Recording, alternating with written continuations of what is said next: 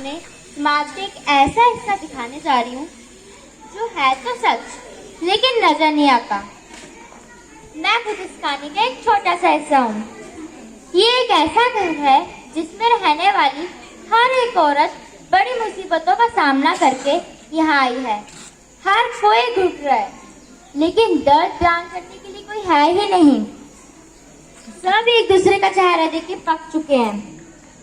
पहले यहाँ बहुत खुशहाल माहौल हुआ करता था लेकिन अब यहाँ सब दो हिस्सों में बन चुके हैं, जिसमें एक तो उस दौर के समय की औरतें रह रही है जब ऑल इंडिया रेडियो हुआ करता था और कुछ आज के समय की जब फेसबुक और इंस्टाग्राम चलता है।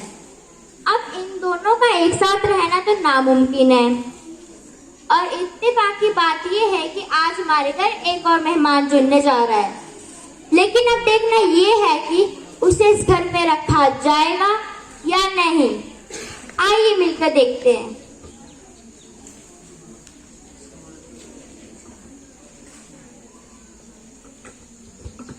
अरे जल्दी जल्दी करो, हम पहले से ही लेट हैं।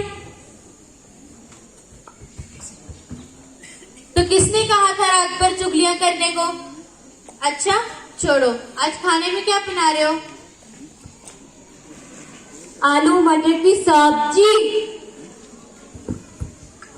अरे यार, कल भी तो यही बनाया था। अगले महीने का राशन अभी तक नहीं आया, हमें यही बचा बचा कर खाना पड़ेगा। थोड़ा धीरे बोलिए, अगले हफ्ते मेरा एग्जाम है। जाम वो क्या होता है? अच्छा वही जो अंदर डिब्बे में रखा है। अरे जाम नहीं, एग्जाम मतलब परीक्षा। तो हिंदी में बोलना, हमें क्या पता। मैं हारमोनियम प्ले करूंगा जबरदस्त। क्या होता है? मैं हारमोनियम प्ले करूंगा इनके साथ। और ढोलक मिल जाना कोई कलाकार। जरा प्याज लेके आ। तो प्याज तो कल ही खत्म हो गया था। हे भगवान, और कितनी परीक्षा लेगा हमारी। पनीर खाने के लिए मरे जा रहे हैं लेकिन एक भी पैसा नहीं है। हाँ बहन, सरकार जितना देती है उससे तो सुनो। हफ्ता भी नहीं चलता, महीना कैसे चलाएंगे? आज तो मैडम भी और है। ऊपर से एक और को भेज रहे हैं। हाँ बहन, सुना है उसके साथ बहुत बुरा हुआ है। बुरा तो होगा ही जब कपड़े पहनने का सलीका ही नहीं होगा। अरे वो सब छोड़ो, हम उसे रखेंगे कहाँ?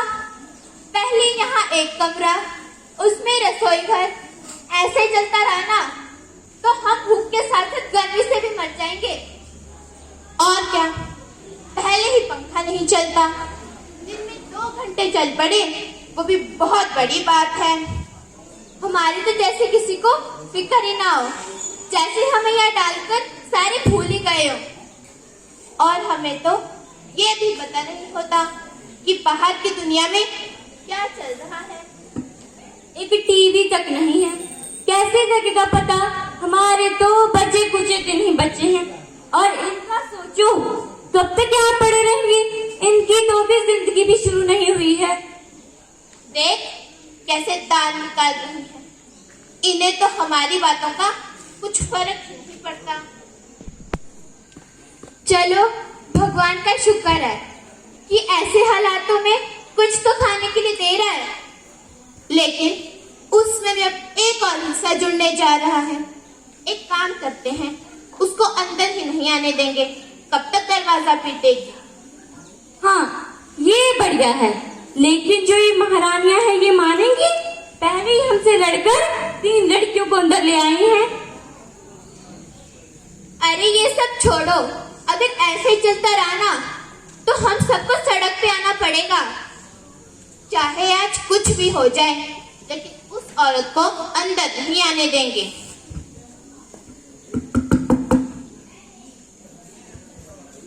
लो आ गई नई मुसीबत।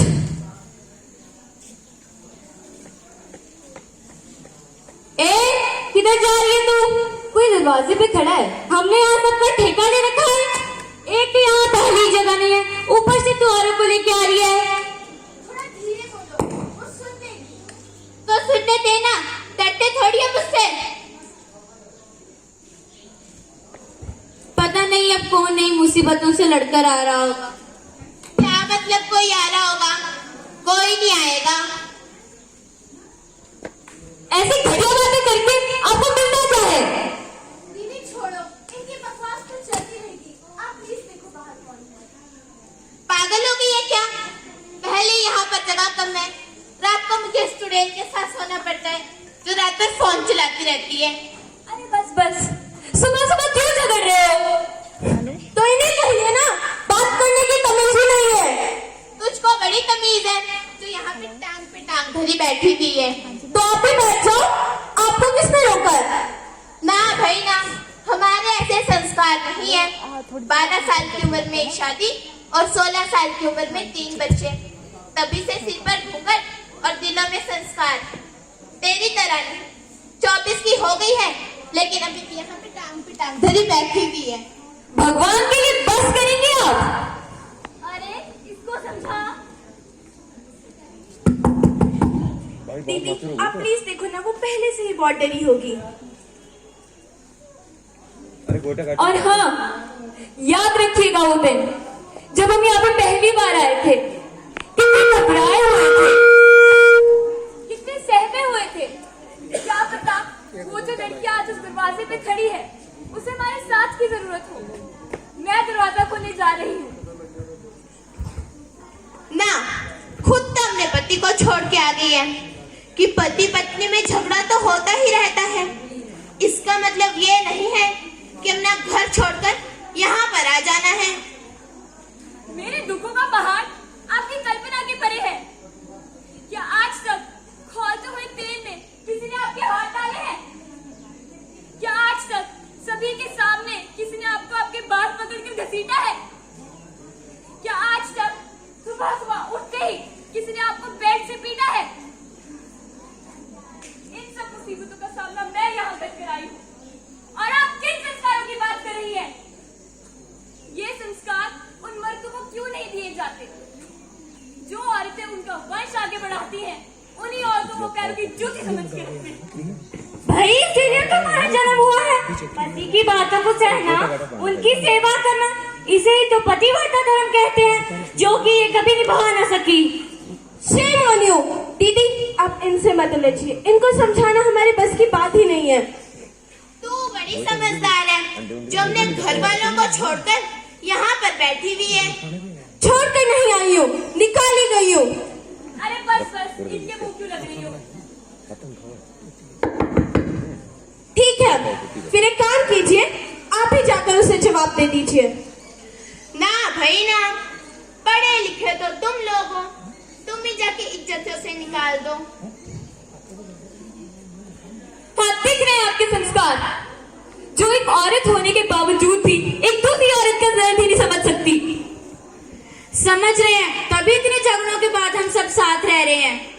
रह नहीं रहे हैं, रहना पड़ रहा है मजबूरी में। तो जाना, चली जा और उसको भेज दे अंदर। क्यों रह रही है मजबूरी में? और जाऊंगी कहाँ? उस समाज में जहाँ देवी को पूजा जाता है और हम जिन्हें देवी का रूप कहते हैं उन्हें पाँव की जूती समझा जाता है। और तुम भी तो उसी समाज से आई हो ना? मेरी बात तो अलग है, मैंने गलत आदमी पर भरोसा किया, लेकिन तुम तो यहाँ शादी से पहले ही आ गई। आपने अपनी मर्जी से शादी की, इसलिए कह रही है ना गलत आदमी पर भरोसा किया। लेकिन मैं गलत सोच का शिकार हुई हूँ। मुझे नहीं पता था कि खुली सोच वाली लड़कियों को बाहर समाज में घूमने का कोई हक ही नहीं है। अगर कपड़े पहनने का ढंग होता और घर पर समय से जाती तो ये सब सोचने की किसी की हिम्मत ही ना होती। हम औरतों को मर्यादा से रहना पड़ता, ये नहीं जीन्स और स्कर्ट डाल के कहीं भी कभी भी चल दो। अजीब देश है, अगर कपड़े अच्छे हो और पूरे ना हो फिर बाहर खतरा, अगर घर पे सलीके से डाले हो तो घर पे खतरा। हम करें तो करें क्या? मैं तो पूरे हिंदू रीति रिवाज के साथ रहती थी, पर फिर भी ऐसा लगता था जैसे जेल में रह रही हूँ। तो ये बड़ा अंबानी का घर है, खाने के लिए खाना नहीं है, 4 दिन से इन्हीं कपड़ों में घूम रहे हैं, ये भी किसी जेल से कम नहीं है। हम एक जैसी मुसीबतों का सामना कर आए हैं। हमें परिवार की तरह रहना होगा ताकि आने वाले समय में हम चैन से जी पाए। नहीं दीदी, इन्हें लगता है ये ज्यादा समझदार है, कभी किसी और का दुख समझ नहीं सकती। लेकिन इन्हें नहीं पता, जब खुद के पैर पर कुल्हाड़ी बजती है तब पता चलता है दर्द कितना गहरा होता है।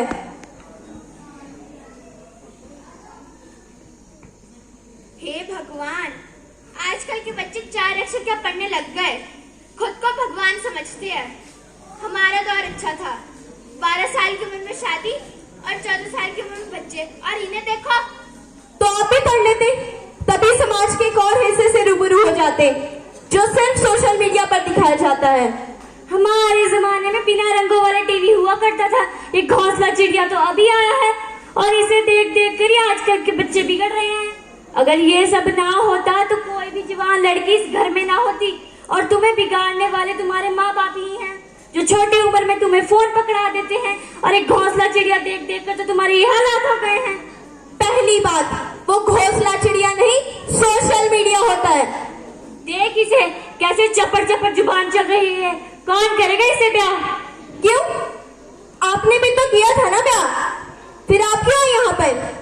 इनको इनके बच्चों ने घर से बाहर निकाला था क्योंकि इनके पति नहीं थे। जानती हो क्यों? क्योंकि इनके बच्चे इन्हें अपना नहीं पा रहे थे। वक्त के साथ सबको बदलना पड़ता है, लेकिन ये अभी भी उसी दौर में जी रहे हैं।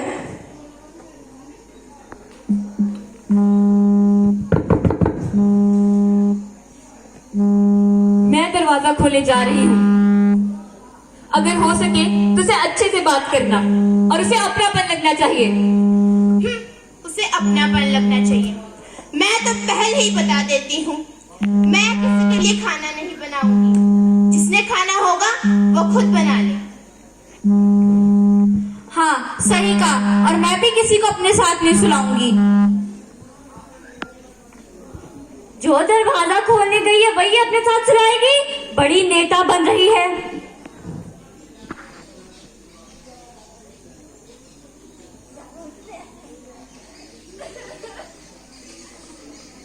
क्या हुआ दीदी? अब क्या हो गया तुझे?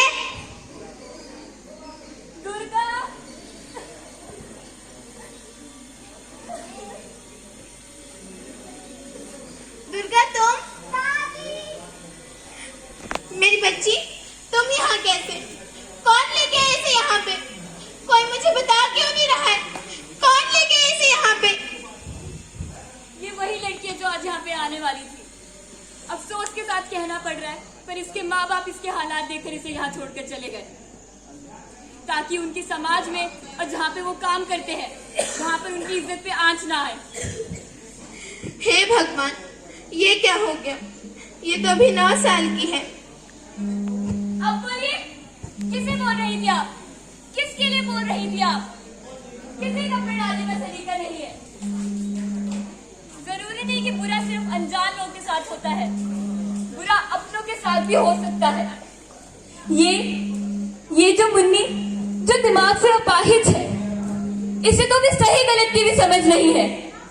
फिर इसके साथ बुरा क्यों हुआ? आखिर क्यों हुआ? सिर्फ सोच की वजह से, जिसे बदलने की अब सख्त जरूरत है।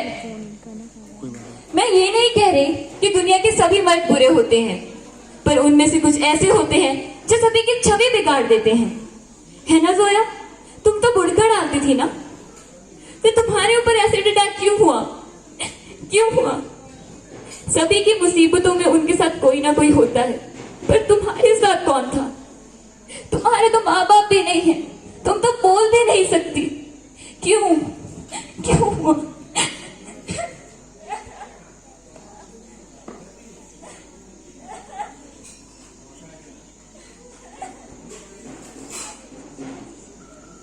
क्या इसे भी कपड़े डालने का सलीका नहीं था? हर साल 250 से 300 लड़कियां एसिड अटैक का शिकार होती हैं। उन लड़कियों का क्या दोष होता है? हमारी मर्जी के बिना हर कोई अपना अधिकार हम पर जमाना चाहता है। क्या हमें अपनी खुद की जिंदगी जीने का हक नहीं? हमारे भी सपने होते हैं, हम भी अपने पैरों पर खड़ा होना चाहते हैं, लेकिन हमें अपने सपनों को कुर्बान करना पड़ता है।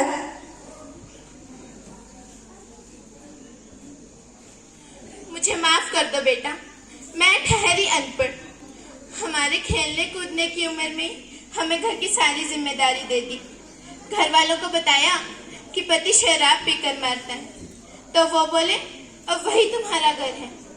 उनकी हर बात सहती रही। मार खाकर इतनी मजबूत हो गई कि आजकल की सभी औरतें कमजोर लगने लगी। लेकिन बात जब खुद की बच्ची पर आई तब पता चला दुख क्या होता है। और तुम भी ठीक ही कह रही हो बेटा, शायद हम अभी भी उसी दौर में जी रहे हैं। हमें बदलने की सख्त जरूरत है। मुझे माफ कर दो बेटा, मुझे माफ कर दो। हम सब किसी और का गुस्सा यहाँ एक दूसरे पर निकाल रहे थे। हमें लगता था कि हमारा ही दुख सबसे बड़ा है, लेकिन शुक्र है भगवान का, उन्होंने लड़की को एक देवी के रूप में भेजा। हम सब एक दूसरे से वादा करते हैं कि आज के बाद हम अपनी पुरानी जिंदगी को याद करके अपनी आज की जिंदगी खराब नहीं करेंगे। क्या तुम अभी भी मुझसे नाराज हो? अगर मेरी कही हुई कोई भी बात तुम्हें बुरी लगी हो तो मुझे माफ कर देना। क्या अब हम अच्छे दोस्त बन सकते हैं? दुर्गा, क्या तुम मुझे अपने साथ खिलाओगी? क्या मैं भी खेल सकती हूँ?